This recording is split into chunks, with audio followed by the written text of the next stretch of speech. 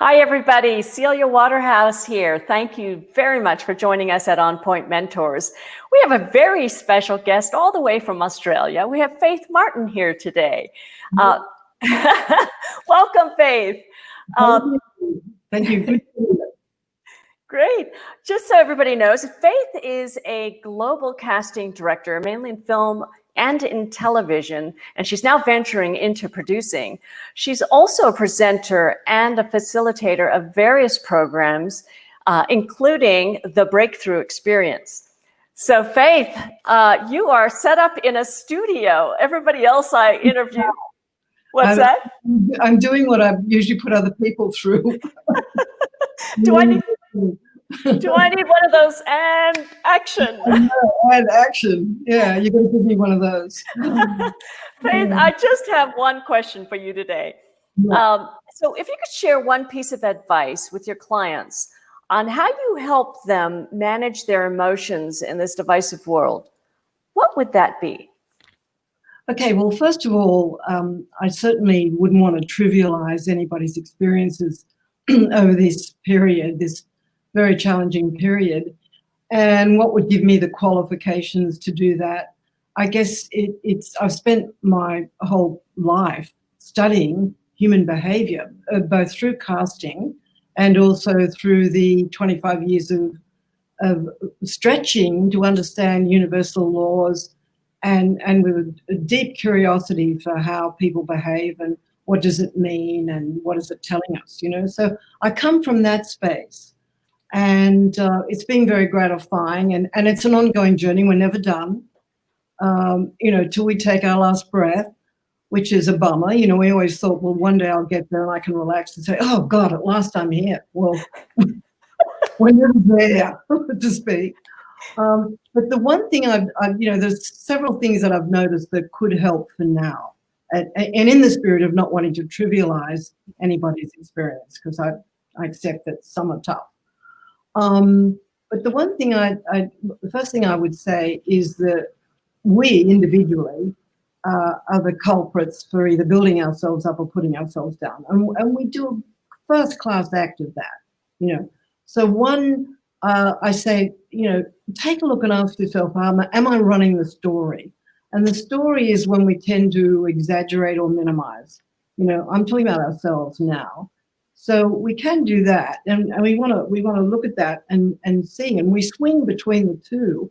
And of course, in these times where we're challenged and our fears are coming to the front, our fears of, are we going to be okay? It's not only fears for ourselves, but our fears for our globe, fears for our children, grandchildren, and so forth. What's it going to be like? Fears for the animals and so forth. So we want to identify what it is that's operating at the time and identify it, okay?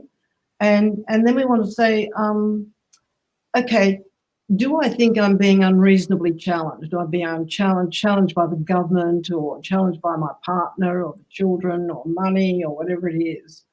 And we play that and run the story of that.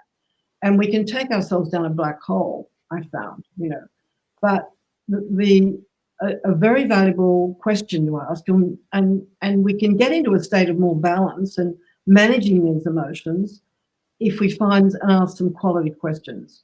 So a quality question in that situation would be, well, where is my support coming at the moment from? Am I finding that my relationships have enriched? Am I finding that I'm not trying to fit into a sort of a job in the office with dominating people? Am I much more aware of what I want? I've spoken to teenagers recently, and I said, well, what's one upside of the virus? And they said, well, I'm actually having a dialogue with myself.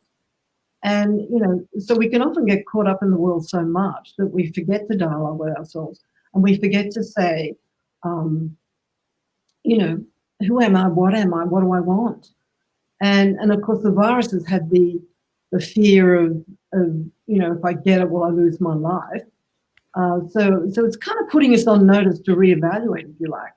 So you want to sort of build up the support. Now, you might say, well, my challenges in my job, and where am I being supported in my job? I'm not being supported in my job, but you've got to look at where the support is sitting. It could sit in any one of 7 areas. It could fit in could fit in mental, it could be what you're learning, it could be the films you're watching. There's never been so many people watching Netflix or Stan or whatever. And all these characters, these wonderful actors and directors and writers are telling fantastic stories that are enabling people to so-called escape, but also at the same time learn about character behavior. So the support could be coming from there.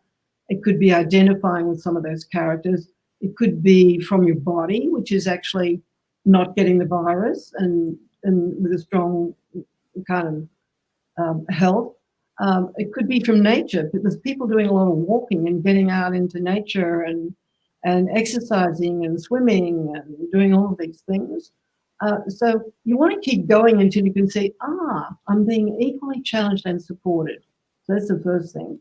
And then the next thing you say was, well, okay, the challenges are around my work. You know, I don't know where I'm at. I don't know whether I'm getting an increase or not, or whether I'm going to be given the management job I was promised and so forth.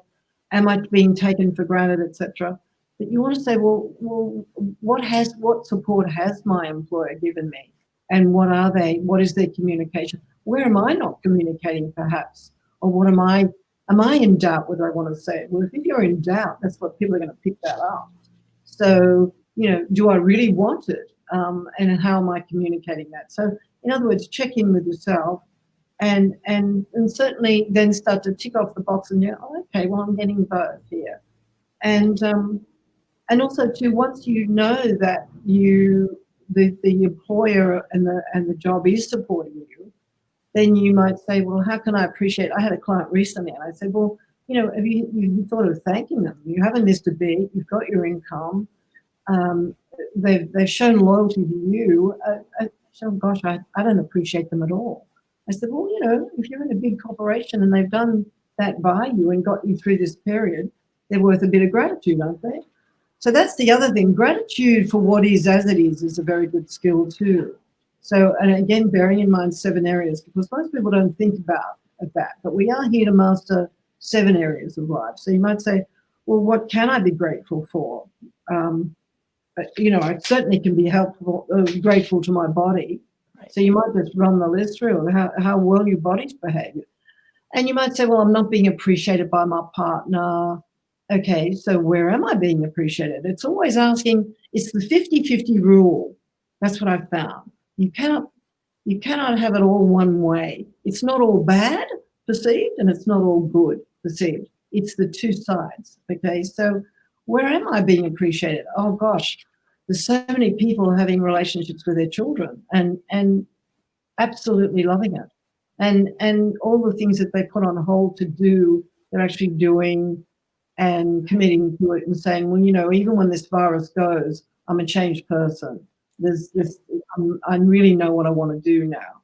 Okay. And, you know, well, I don't have the one. A lot of people are lonely. I'm so lonely, particularly when they're locked up. Okay, so where are you not lonely? And this could be, again, in writers, authors, books, films, ideas, stories, nature, the pet, the dog. There's so many people walking their dogs to the point where the dogs are exhausted. Oh, no, I don't have to do another one. To make me feel more relaxed. Oh, no, this is my tech walk today. So that's a beautiful one. And there's the pet. And I really do believe that the pets, their comprehension is expanding through us personalizing them. And you know, I'm don't say they haven't got that anyway, but their comprehension to communicate and to empathize and so forth is phenomenal.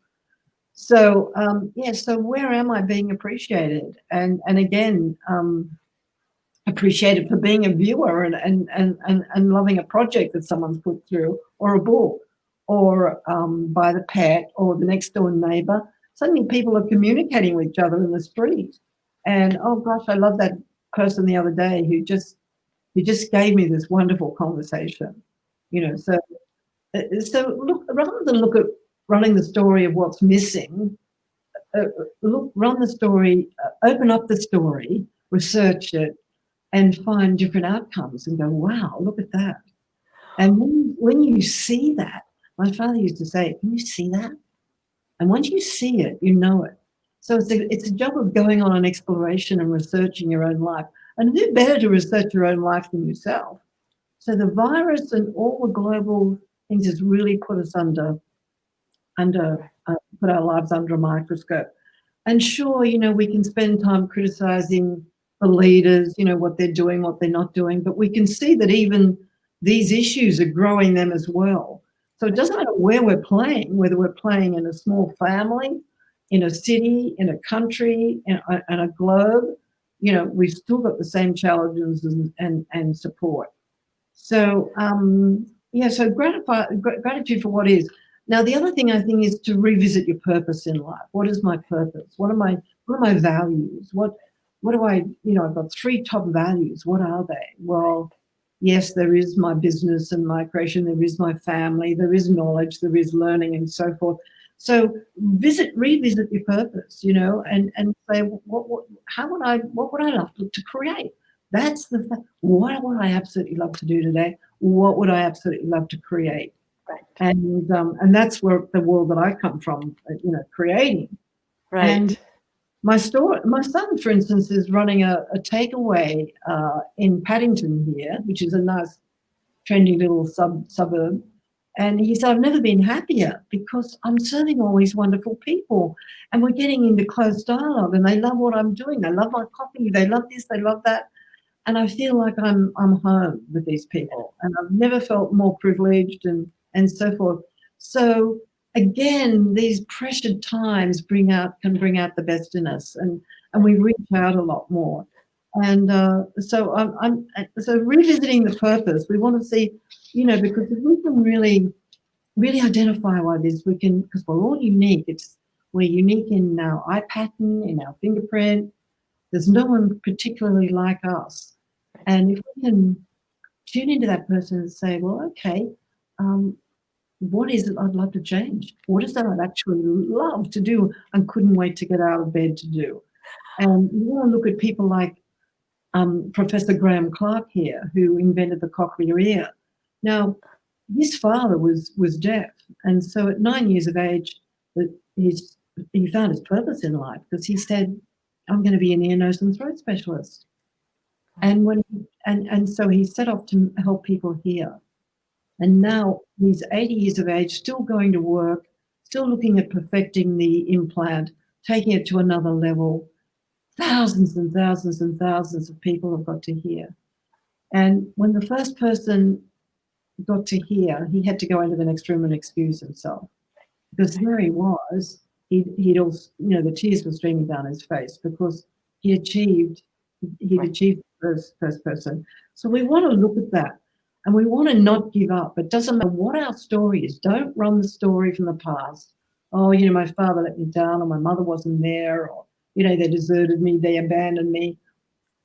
That's for another time. This time is taking accountability. Okay. Well, thank you. We're just about out of time, but I think it's fabulous that you set out the specific examples for us to think about in all the 7 areas of life.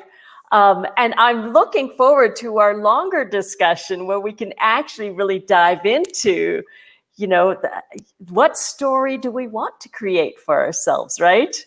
Yes. And just one last thing. Christopher Reeve, Superman, and we all know his story and what happened to him in life. He says, a hero is an ordinary man who deals with difficult times and transforms them and works through it. That's a hero. So we're all heroes in the making. That's my sign out. Wow, I've got goosebumps off that one.